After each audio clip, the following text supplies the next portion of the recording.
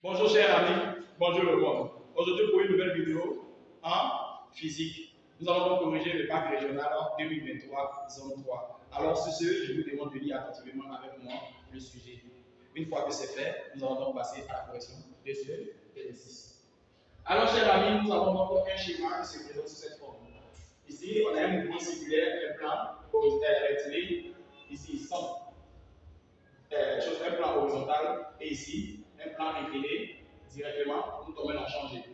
La première question nous demande d'énoncer le théorème de l'énergie cinétique. Alors, chers amis, qu'est-ce qu'on appelle énoncer? Énoncer, c'est réciter son cours. Mais pour ne jamais rater cette information, vous devez d'abord mettre la formule et parler de cette formule-là.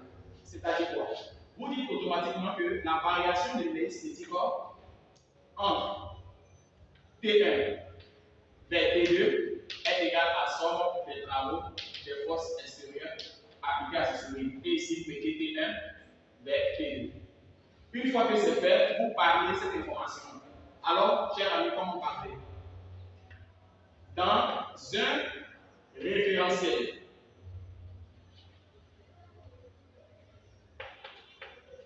galiléen, la variation de l'énergie cinétique entre deux points, soit T1 et T2, ces points est égal à la somme algébrique des travaux des forces extérieures appliquées à ce système. Alors, chers amis, je vous conseille de mettre toujours la formule et parler de cette formule. Mais énoncer signifie réciter son cours. Je vous demande pardon de maîtriser cette différentes étapes. Alors, nous allons donc passer à la deuxième question. Établissons l'expression. Et il s'agit en 2-1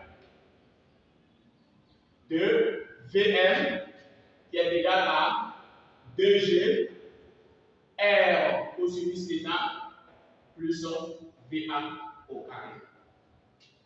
Dans ce cas-là, nous sommes de la vitesse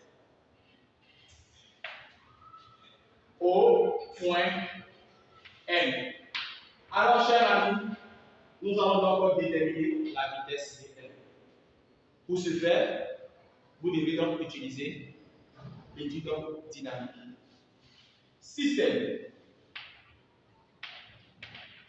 Un solide S référentiel terrestre supposé galiléen. Bilan des forces. Et chers amis, quelles sont les forces? Il s'agit donc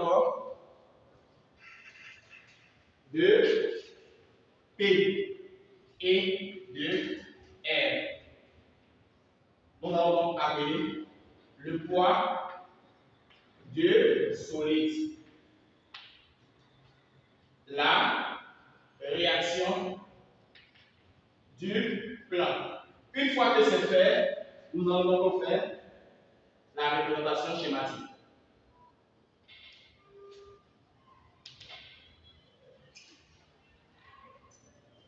Alors, chers amis,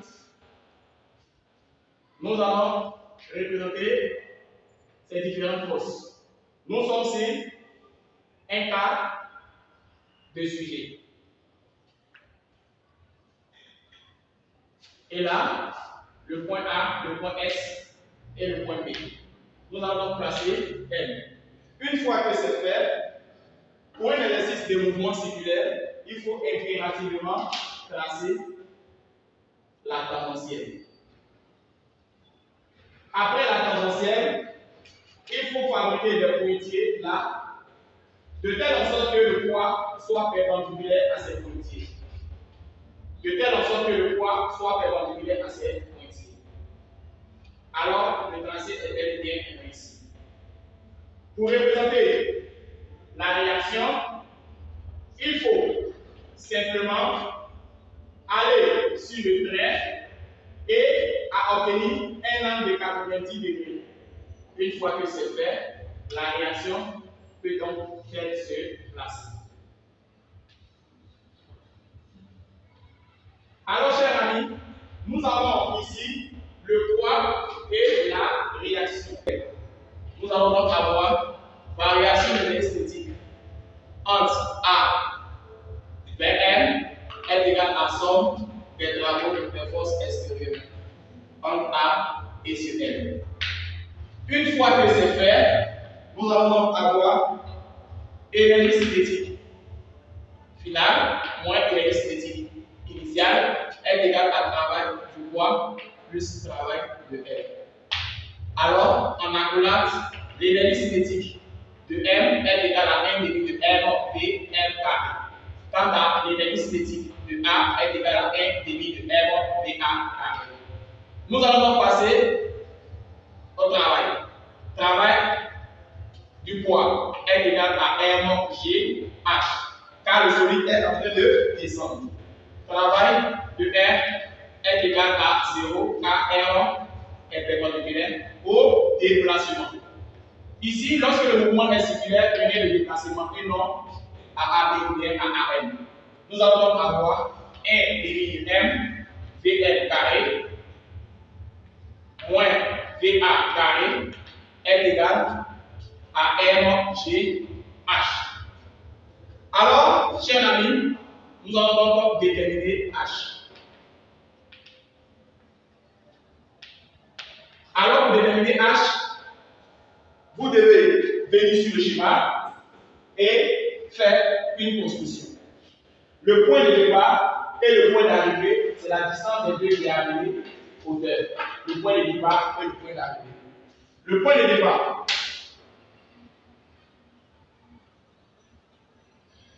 Le point d'arrivée, la distance des deux est appelée H. Alors, chers amis,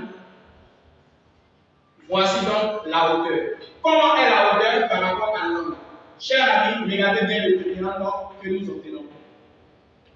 Il s'agit d'un triangle rectangle en un point appelé ici M'. Alors, chers amis, nous allons donc avoir, étant donné que H est adjacent à l'angle, nous allons donc utiliser cosinus. Donc, cosinus θ est égal à côté adjacent sur l'hypoténuse. L'hypoténuse, c'est la plus grande distance d'un triangle. Dans notre cas, cosinus θ est égal à côté adjacent de H sur l'hypoténuse qui est oblique M. Dans ce cas-là, vous tirez H et H serait donc égal à oblique M cosinus θ. Étant donné que nous sommes dans un cas de cercle, oblique M va représenter le rayon. Car si l'on continue à faire un cercle, nous allons voir que oblique est le centre de ce cercle. Donc le oblique à M représentera le rayon. On aura donc H est égal à rayon multiplié par cosinus θ. Car oblique M est égal au rayon. Une fois que c'est fait, nous allons donc utiliser cette relation. 1 demi de M Vm carré moins Va carré est égal à Mg et remplacer la valeur de H désormais par R cosinus θ. Dans ce cas-là, il y a M à gauche, M à droite, on aura VM au carré moins VA au carré est égal, le 2 va multiplier cette écriture, ça devient son inverse de G, R au sinus θ. Une fois que c'est fait, l'on peut donc écrire VM moins VA est égal à 2G facteur de cosinus θ. Alors, nous allons donc tirer la valeur de Vm. On aura donc Vm au carré est égal à 2GR cosinus θ et cette écriture passe. On aura donc Va au carré. Nous allons donc chercher la valeur de Vm sans utiliser le carré. On aura donc racine au carré de 2GR cosinus θ plus Va au carré. Alors, étant donné que le professeur a donné l'expression, nous allons donc trouver l'expression. Alors, chers amis, à présent, nous allons donc effectuer la deuxième question qui nous demande en 2, 3, 2 d'abord, la vitesse VB au point B. Alors, au point B, qu'est-ce que, chers amis, l'on constate? Regardez avec moi le schéma. Au point B, lorsque le solide quitte le point A pour aller au point B, automatiquement, là, nous sommes en train de descendre. Entre A et M, nous sommes en train de descendre. Dans ce cas-là, nous allons donc appliquer le théorème de l'esthétique entre A et B. Ou bien, celui qui utilise une technique appelée entre M et B va dire simplement que l'angle situé là va donc s'arrêter. Ça veut dire, arriver en B, l'angle θ va donner la valeur de 0. On va donc considérer son 0. Alors, vous pouvez faire de deux manières. Nous allons donc utiliser la manière la plus intéressante et plus rapide. Cette manière porte le nom de arriver en B, l'angle θ devient θ égale à 0 degré, car l'angle va s'annuler. Dans ce cas-là, la vitesse au point M est identique à la vitesse au point B si et seulement si notre angle s'annule.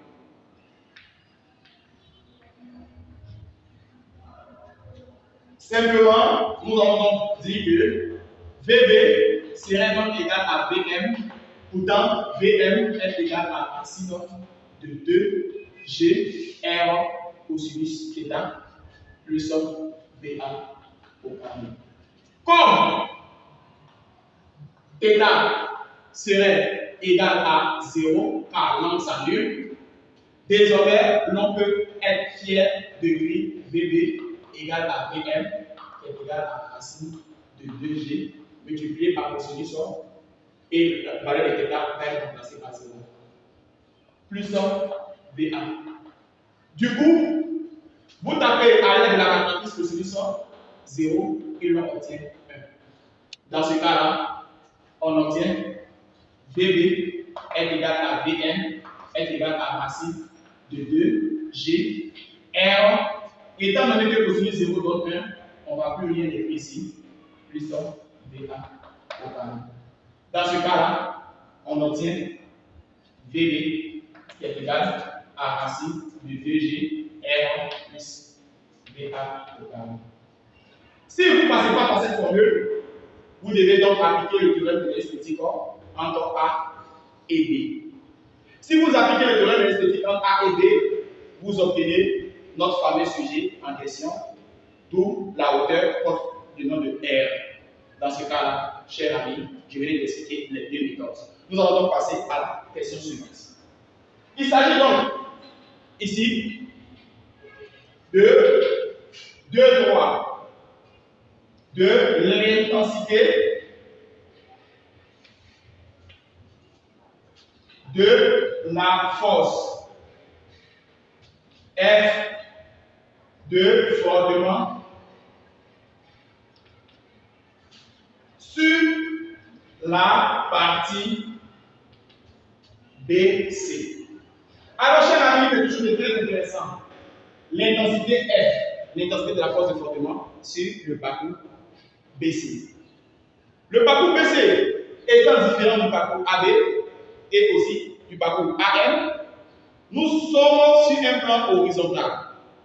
Étant donné que le plan est horizontal, nous ne sommes plus sur un plan circulaire, il est impératif de faire l'étude dynamique. Dans ce cas-là, nous allons donc dire système référentiel. Et commencer, le système il s'agit d'un solide. Le référentiel terrestre supposé carré. Et nous allons donc donner l'information principale qui est le bilan des forces. Chers amis, sachez bien que si la partie horizontale, le professeur nous dit qu'il existe des forces de frottement.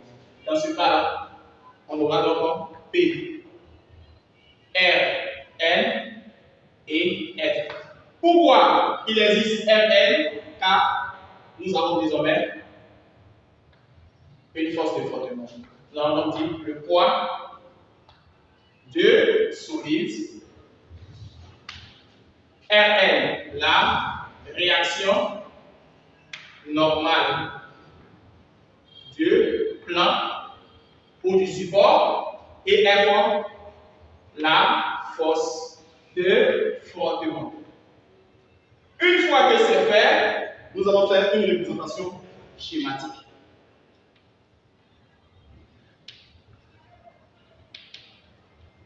Alors, chers amis, nous allons constater que notre schéma est rectiligne horizontal. Et si le schéma est rectiligne horizontal, nous allons donc mettre toutes les informations de l'autre côté. Nous quittons désormais à présent le point B au profit du point C. Nous allons donc matérialiser le solide soit par un rond ou soit par un rectangle. Nous allons donc tracer le centre de gravité et représenter le poids à former un endroit et représenter la réaction aussi à former un endroit. Nous obtenons par la suite Rn P. Étant donné que le professeur nous dit qu'il existe des forces de frottement, la force de frottement est une force opposée au mouvement. Nous quittons de B pour aller vers C, la force de frottement va être opposée au mouvement. Chers amis, la force de frottement est parallèle à l'axe. Nous allons donc mettre ici force de frottement. Une fois que c'est fait, nous allons donc passer à la détermination de la force de frottement. Étant donné que nous avons déjà une information sur la vitesse, nous allons donc essayer de comprendre le point C. Alors, pour ce faire, nous allons donc appliquer le théorème de l'énergie cinétique entre B ici. Mais, chers amis, il faut comprendre beaucoup d'informations. L'on peut utiliser le théorème de centre ici, mais je vais donc utiliser le théorème de l'énergie cinétique. Appliquons le théorème de l'énergie cinétique entre B et C. Une fois que c'est fait, je donne toutes les informations. Alors, on aura donc variation de l'énergie cinétique de B vers C est égal à somme des travaux des forces exprimées appliquées accessoires en B vers C. Alors, chers amis, vous devez suivre attentivement. Alors, chers amis, nous allons donc appliquer le théorème cinétique entre B et C. Il s'agit donc d'avoir énergie cinétique en C moins énergie cinétique en B est égal à somme des travaux. Ici, travail de quoi? Travail de Rn plus travail de R. On obtient Rn parce qu'il existe une force de frottement. Alors ici, on obtient 1 demi de R BC carré moins VB carré est égal à travail de poids. Étant donné que nous sommes sur un plan horizontal, notre travail de poids est égal à 0. Donc ça nous donne 0 plus travail de R va nous donner 0 quand nous sommes sur un plan horizontal. Et travail de R. Travail de F est toujours opposé au mouvement. Donc ça veut dire moins F scalaire de déplacement. Le déplacement ici, ça veut dire quoi? De B vers C. Une fois que c'est fait, nous allons donner les différentes informations qui permettent de dire que c'est égal à 0. Travail du poids est égal à 0 car le poids est perpendiculaire à BC. Travail de RL est égal à 0 car RL est perpendiculaire à BC. Alors, chers amis, à présent, nous obtenons simplement une information principale. Un demi de R de BC moins VB est égal à notre information principale moins F scalaire BC. Alors, dans le sujet, on a mentionné que BC est égal à F1. Avec BC est égal à F1. Dans ce cas-là, l'on obtient M BC carré moins VB carré est égal à 2 fois l'information F multipliée par F1. Alors, étant donné qu'il s'agit de tirer F, F serait donc égal à F reste à sa place et on a R BC carré moins VB carré sur moins 2L1. Alors, chers amis, voici donc l'expression de F. Nous allons donc passer à la prochaine question qui nous demande de déterminer la vitesse VD au point D. Alors, la vitesse VD au point D, c'est cette information qui nous intéresse. La vitesse VC au point D, donc ici.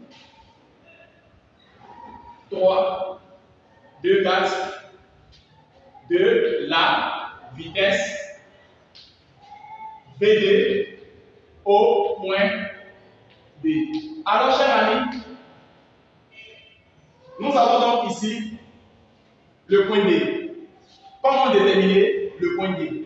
Nous allons appliquer le théorème de l'incinétique entre C et D pour pouvoir trouver le point D. Pour cela, nous allons faire l'étude dynamique. Système référentiel et le bilan des forces. Alors, chers amis, nous devons donc appliquer en disant que le système s'agit donc d'un solide. Le référentiel terrestre supposé galiléen. Et le bilan de force, ici, retenons qu'il y a le poids, qu'il y a la réaction normale et la force de frottement. Ici, nous avons donc le poids de solide. Et là, la réaction normale de plat. Et simplement, ici, nous avons donc la force de frottement. Dans ce cas-là, nous devons donc appliquer le théorème de l'énergie cinétique entre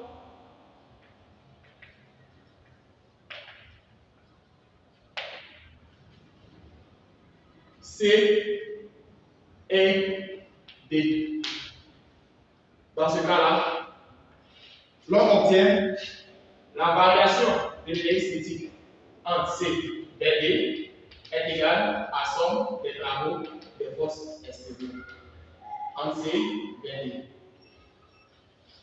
Alors, nous avons donc l'énergie cinétique finale moins l'énergie cinétique initiale est égale à travail du poids plus travail de Rn plus travail de F. Alors, chers amis, suivez à côté de moi. Alors, chers amis, nous allons encore faire la numération schématique.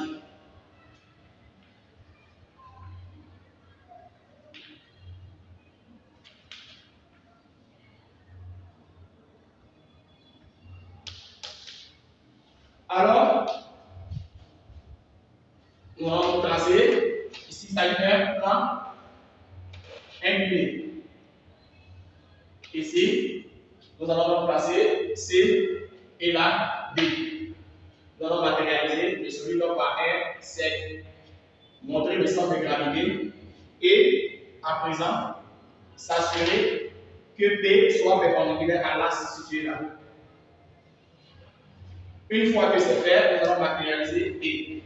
Nous allons donc représenter la réaction de telle à former un angle de 90 degrés. Une fois que c'est bon, nous allons donc appeler RR. Placer un angle de 90 degrés. Et étant donné que la force de frottement est une force qui s'oppose au mouvement, nous allons donc dire que comme nous quittons de C pour aller vers D, automatiquement, la force de frottement va s'opposer au mouvement. On peut représenter la force de frottement là. Et pourquoi on représente cette force de frottement là? On quitte le point C pour aller au point D. La force de frottement est toujours opposée au mouvement. Dans ce cas-là, chers amis, nous allons donc placer notre appel alpha. Automatiquement, nous allons donc commencer notre application. Le poids descend, le solide est en train de monter. Dans ce cas-là, le poids est comment par rapport à la montée du solide? Les deux vont dans le sens opposé. Le solide monte, le poids descend. Dans ce cas-là, on va donc dire moins MGH. Une fois que c'est fait, travail de RL. Nous allons donc dire, ça fait 0. Travail de F.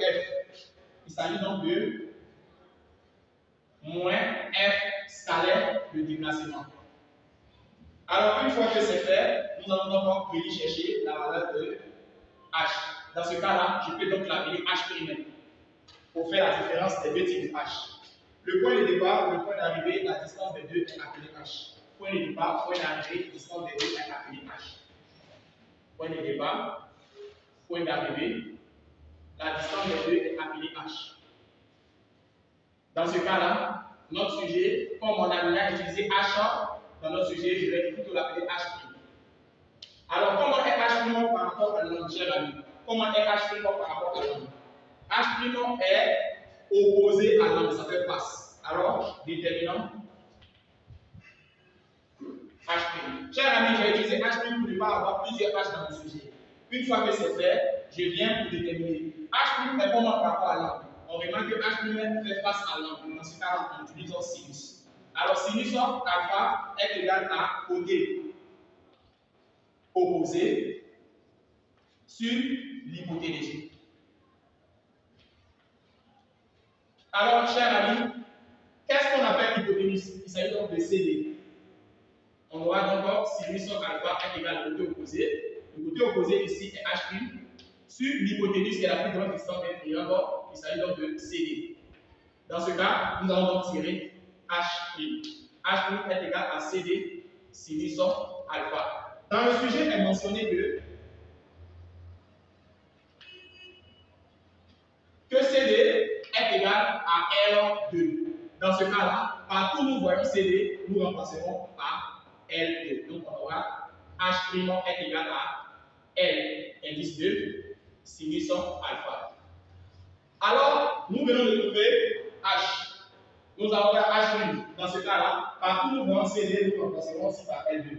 On obtient 1 demi de MVD carré moins BC carré est égal à moins MG et remplacé par L sinus alpha et là moins F scalaire L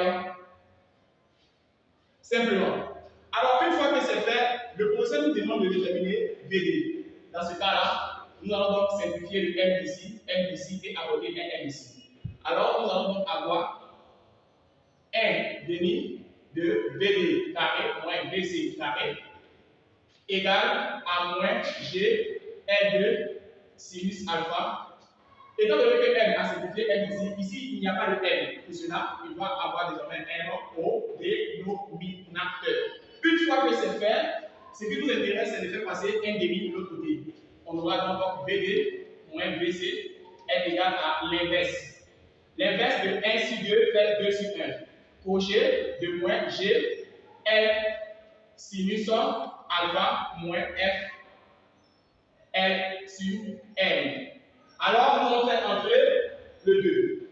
Quand on fait entrer ce 2-là, on obtient notre VD au carré moins VC au carré est égal à moins 2G N de sinus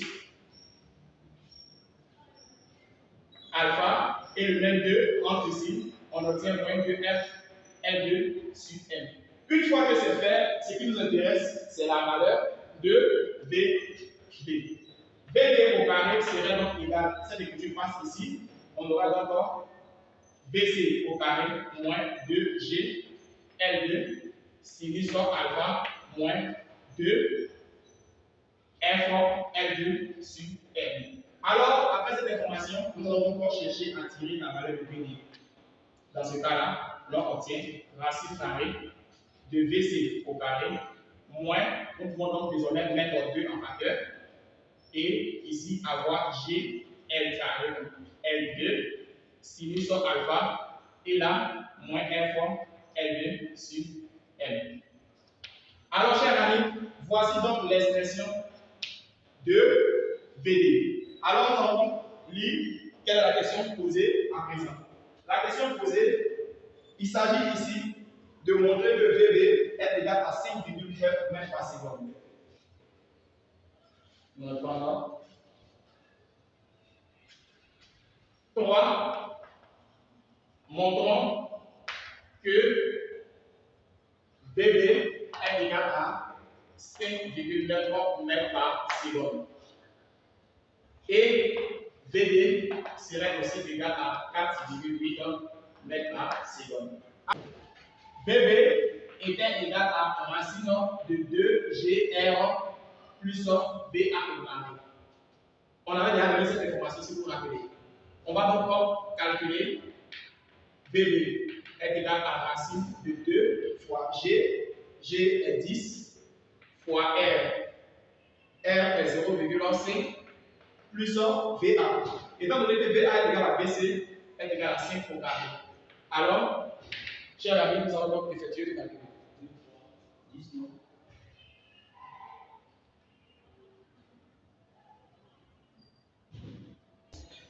Mètres par seconde, soit donc VB est égal à, sensiblement égal à 5,9 mètres par seconde. Ok, nous allons donc passer au calcul de VD. Ici, il suffit seulement de remplacer les termes parallèles par parallèles. On aura dans ce sens, pour VD, on aura donc l'affirmation suivante. Application numérique, VD est égal à racine carrée de VC. Étant donné que dans le sujet, on dit VC est égal à VA, nous allons donc écrire 5 au carré, moins 2 fois G qui est 10, fois L2, L2 est 0,15 et fois sinus 30 moins F 2,45 multiplié par F par L2 0,15 sur la masse 0,05. Alors, chers amis, à l'aide de la calculatrice, nous trouvons 6,18 mètres par seconde. Chers amis, faites attention. En physique, je vais vous aider. En physique, on ne doit pas trouver quelque chose en grammes. Il faut plutôt convertir. Grammes en kilogrammes. Et 0,50 grammes fait 0,05 kg. Alors voici pourquoi vous voyez 0,05 kg. Nous allons donc passer à la prochaine question. Dans le sujet du bac régional, il y avait une erreur en termes de calcul. Alors, la vraie valeur était 6,18 et non 4,8. Donc, vous reprenez ce exercice et non 4,8. Nous allons encore passer à la question 4. Déterminons en 4.1 les coordonnées du vecteur vitesse initiale VD de solide au point B. Alors, chers amis, l'on nous demande de déterminer les coordonnées du vecteur vitesse VD. Alors, qu'est-ce que l'on appelle coordonnées du vecteur vitesse VD? C'est très simple. Vous devez faire AD égale à 0 et AD différent de 0 pour trouver les coordonnées du vecteur vitesse VD. Alors, pour cela, nous sommes en train de faire un exercice de mécanique. Pour faire un exercice de mécanique, il faut forcément faire une étude dynamique. Donc, système. Un solide. Référentiel. Terrestre. Supposé. Galiléen. Bilan des forces. Chers amis, qu'est-ce qu'il faut savoir? En changer, il n'y a pas d'autre force à part le poids. Donc je répète, en changer, il n'y a pas d'autre force à part le poids. Le poids du solide.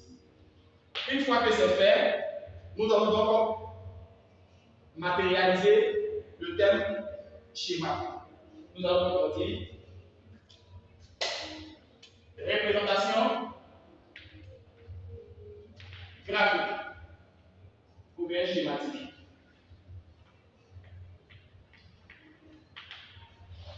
Une fois que c'est fait, nous allons donc donner l'information de notre changer.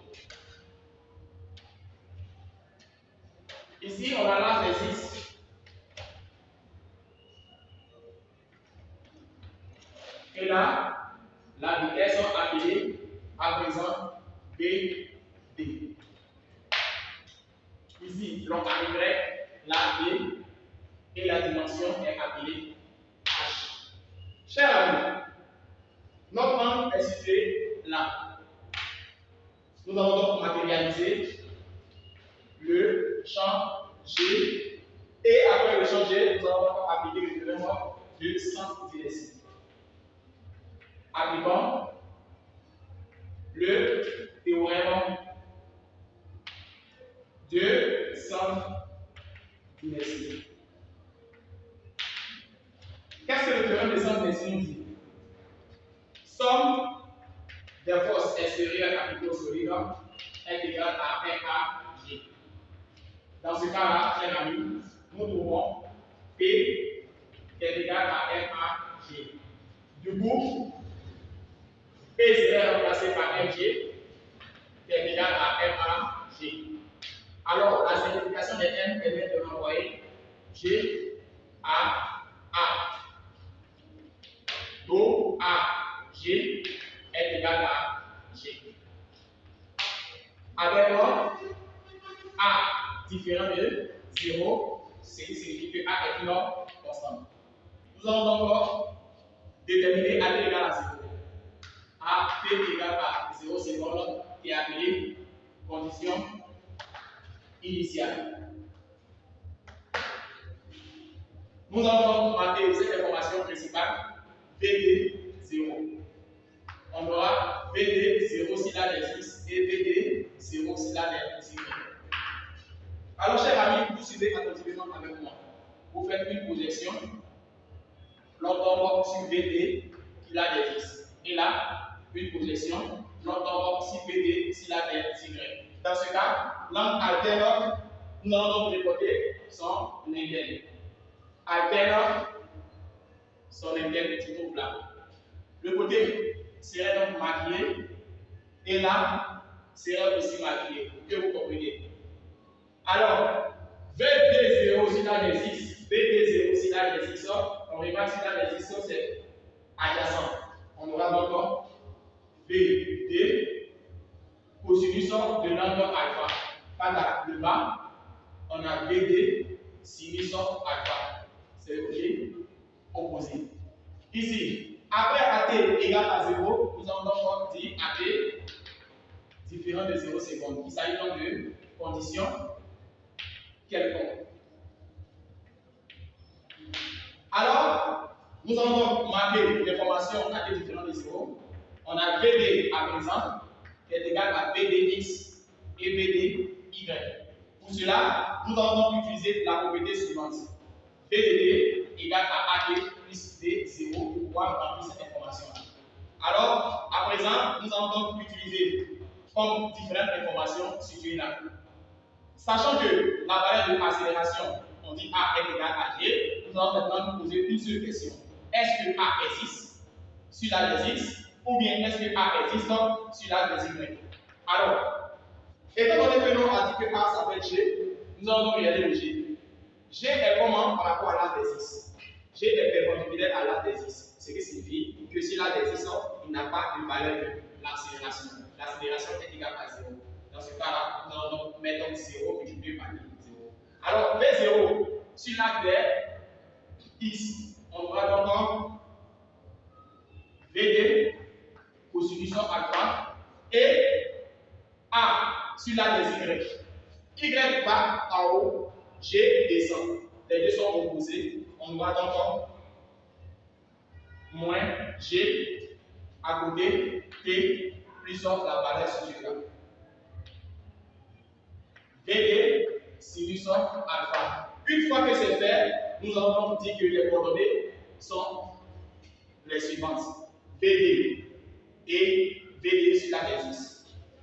Les coordonnées du vecteur vitesse somme. VD est égal à VDX, VD cosinus alpha, quant à VDY est égal à G T plus VD sinus alpha. Une fois que c'est fait, nous allons passer à la prochaine question. La prochaine question est de savoir. La prochaine question est 4.2. Les équations x dt et y dt du mouvement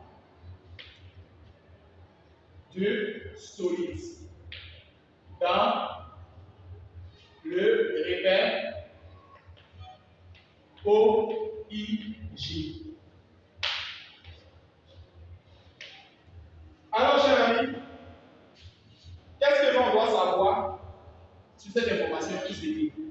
Dans ce cas-là, nous allons donc déterminer AD égale à 0 secondes.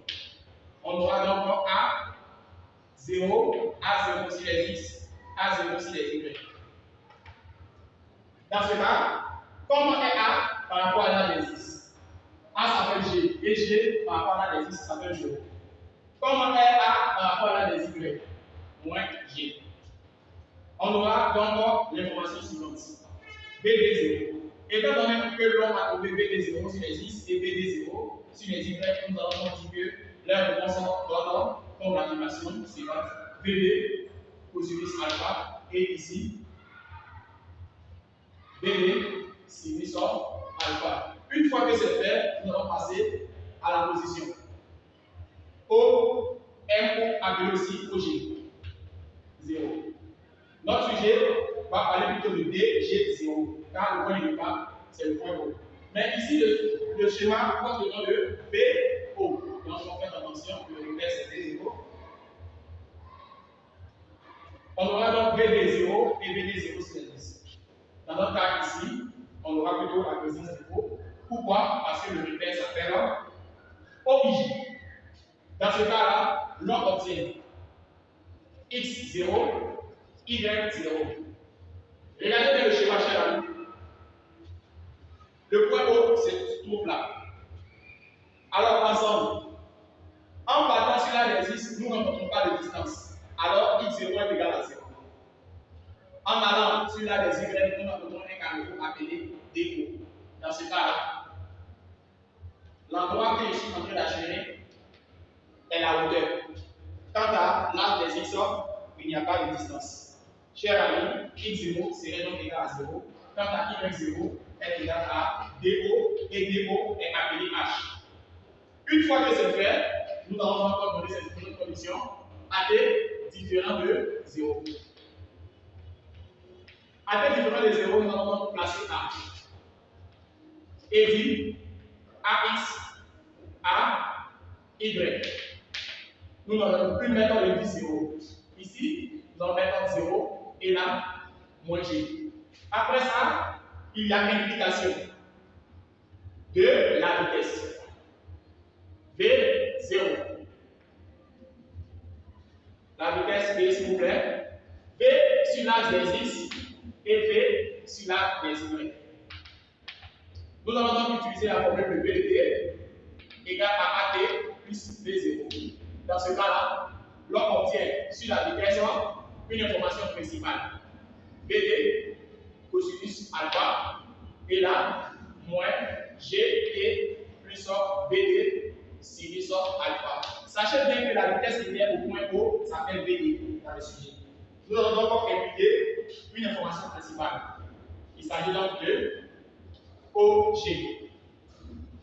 Ici, on obtient X. Grâce à quelle propriété?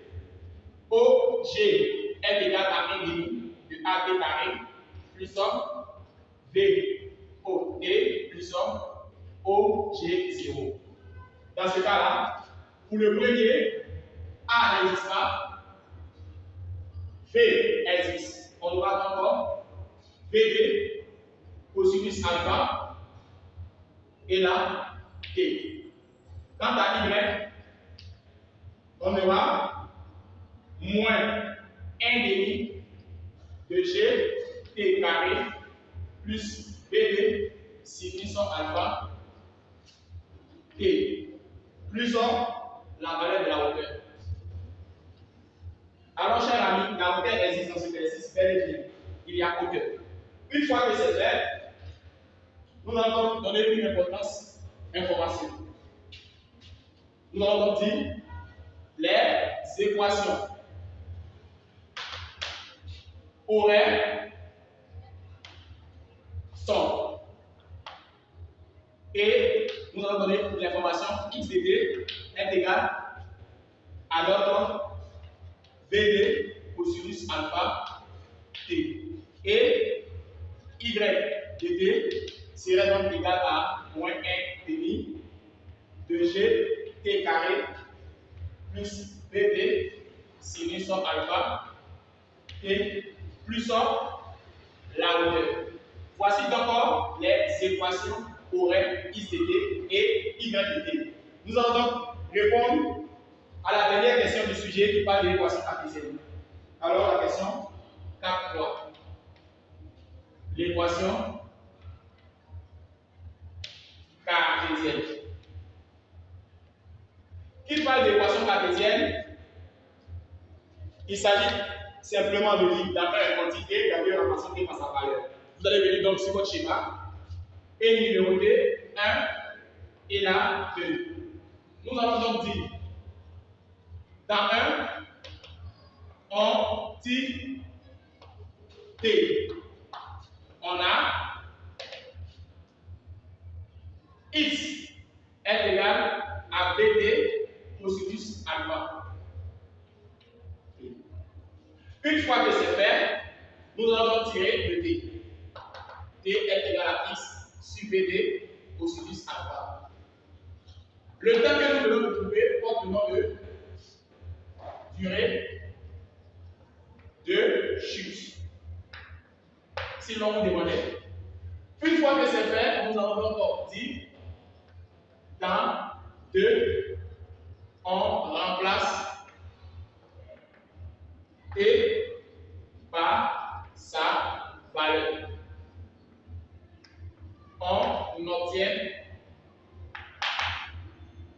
Y. Et vous prenez cette équation. On aura moins M demi de G et vous remplacez le T par sa relation donnée au carré plus BD sinus alpha, vous remplacez le T par sa valeur. Et plus on la hauteur de ce G. Alors, chers amis, vous allez donc calculer, n'est pas compliqué. On va donc utiliser la propriété de A sur B, le tout au carré. On obtient A au carré sur B au carré. C'est ce que l'on doit utiliser là. On aura donc Y est égal à moins 1 demi de G, X au carré sur BD carré, cosinus carré alpha, plus BD va multiplier ici. On aura donc ici BD multiplié par X que je vais donner au dehors, sinus alpha sur BD cosinus alpha plus H. Ici, on obtient par la suite moins G sur 2BD carré cosinus carré alpha, X au carré, et là, la simplification, plus X sinus alpha sur cosinus alpha plus H. Or, sinus alpha sur cosinus alpha s'appellera dans l'onde alpha. Du coup, Y est égal à moins G sur 2BD cosinus carré alpha, X au carré, plus X tangente alpha plus H. Arrivé au sommet, le point D serait confondu au point O. Arrivé au sommet, S,